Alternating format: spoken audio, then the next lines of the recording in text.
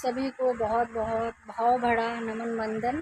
आज का स्वाध्याय से हम आज की जो है ना, आज का स्वाध्याय वीडियो हम बनाने जा रहे हैं। और आज अखंड ज्योति नारी सशक्तिकरण वर्ष अक्टूबर 2023 की अखंड ज्योति हमारे पास है, जिसमें हम पेज नंबर 11 का स्वाध्याय कर रहे हैं। ठीक है, तो इसमें है भगवन में जीवन ही है पूर्ण जीवन। माधव दास 10 वर्ष के थे, तभी उनके माता पिता स्वर्ग सिधार गए थे। माता पिता के रहते हुए ही उनका यज्ञोपवीत संस्कार हो चुका था। यज्ञोपवीत संस्कार हो जाने के बाद वे ब्रह्मचर्य व्रत का पालन करते हुए नियमित संध्या वंदन करने लगे। सुबह ब्रह्म मुहूर्त में उठकर महामंत्र, वेद मंत्र, गायत्री मंत्र का जप करने लगे। वे प्रातःकालीन उदीयमान सविता देवता का ध्यान करते हुए महामंत्र गायत्री का जप किया करते थे। प्रातः अग्निहोत्र करते, वेद उपनिषद पुराण आदि का स्वाध्याय करते। तत्पश्चात कुछ सात्विक आहार लेकर कृषि कार्य में प्रवृत्त होकर जीविकोपार्जन के साधन जुटाते।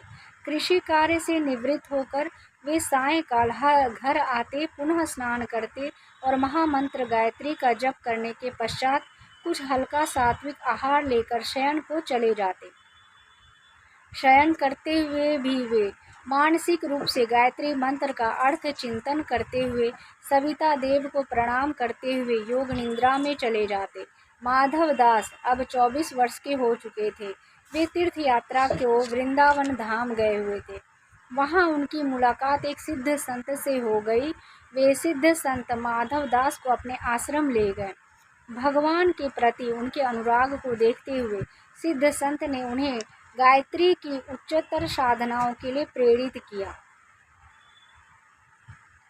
माधव दास गुरु के आश्रम में 1 महीने तक ठहरे। गुरु से साधना संबंधी मार्गदर्शन लेकर वे घर लौटे।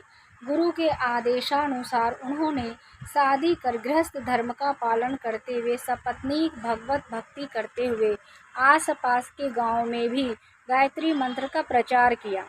वे दोनों पति पत्नी ब्रह्म मुहूर्त में उठकर स्नान आदि से निवृत्त होकर गायत्री मंत्र जप के साथ गायत्री यज्ञ भी करने लगे। जप करते हुए संत माधव दास माँ गायत्री की दिव्य मनोहर छवि का ध्यान करने लगे। सायंकाल में भी भगवान ध्यान करते और गायत्री ध्यान करते हुए योग निद्रा में सो जाते। नित्य भगवत ध्यान के प्रभाव से वे गहन ध्यान व समाधि में डूब जाते। भगवत ध्यान में मानो उनका ब्रह्म जगत से संबंध विच्छेद सा हो जाता और उनकी आत्मा ब्रह्म का चिंतन करते करते ब्रह्म में समाहित हो जाया करती। उनकी चित्त वृत्तियों के ब्रह्म में लीन हो जाने के कारण उनका ब्रह्म ज्ञान विलुप्त सा हो जाता।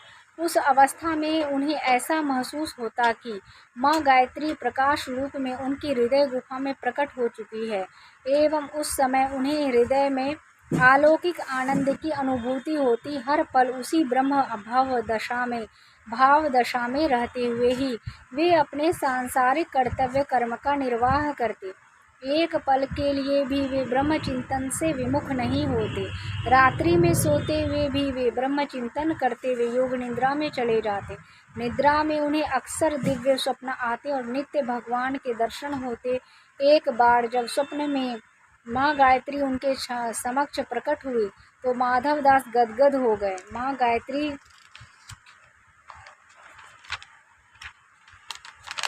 पेज नंबर 12 बोली, हे माधव, मैं तुम्हारी भक्ति से बहुत प्रसन्न हूँ, अतः तुम मुझसे कोई वर मांगो। माँ आगे बोली, तुम्हारी तरह जो निर्मल मन में से मेरी भक्ति करते हैं, जो तुम्हारी तरह प्राणी मात्र के प्रति दया करने वाले और सर्वत्र समदृष्टि रखने वाले हैं, वो मुझे अतिशय प्रिय हैं। जो तुम्हारी तरह चित्त को एकाग्र करके तप, स्वाध्याय, संयम आदि का पालन करते हुए अपनी आत्मा में नित्य मुझ परमेश्वर का ध्यान करते हैं, उन्हें मेरी प्राप्ति अवश्य होती है। माधव दास के गायत्री माता से प्रार्थना के भाव में कहा, माँ, आपके दर्शन मात्र से मेरी व्यथा दूर हो गई है और आनंद से मुझे रोमांच हो रहा है। मैं तो आपके दर्शन मात्र से कृतार्थ हो गया। फिर आपसे यही प्रार्थना है कि मेरी आप में अनन्य भक्ति हो। गायत्री माता बोली, वत्स तुम्हारी यह अभिलाषा पूर्ण हो। इतना कहते ही गायत्री माता अंतर्ध्यान हो गई और माधव दास की निंद्रा खुल गई। उन्हें आनंद से अभी भी रोमांच हो रहा था और वे बार बार गायत्री माँ का ध्यान कर रहे थे। अंत में अपने पुत्र को घर की जिम्मेदारी सौंपकर वे पूर्ण रूपेण भगवत भक्ति में लग गए और इस प्रकार अपने जीवन में को सफल कर गए। सचमुच भगवानमय जीवन में ही सात्विक आनंद वास्तविक आनंद है और इसी में मानव जीवन की पूर्णता, सार्थकता और सफलता भी है। अस्तु हमारा जीवन भी भगवान में ही होना चाहिए। सचमुच भगवान में जीवन में ही जीवन की पूर्णता निहित है। पेज नंबर 12, नारी सशक्तिकरण वर्ष अक्टूबर 2023, अखंड ज्योति, पंडित श्री राम शर्मा आचार्य। तो आज का स्वाध्याय मित्रों इतना ही था और मुझे ये बुक आज मिली है और मैंने इस बुक को पूरा स्वाध्याय कराने का सोचा है, क्योंकि देखिए इसमें बहुत सारे अच्छे अच्छे टॉपिक हैं। नेक्स्ट टॉपिक जो है ना तपस्या है, वो भी बहुत अच्छा टॉपिक है।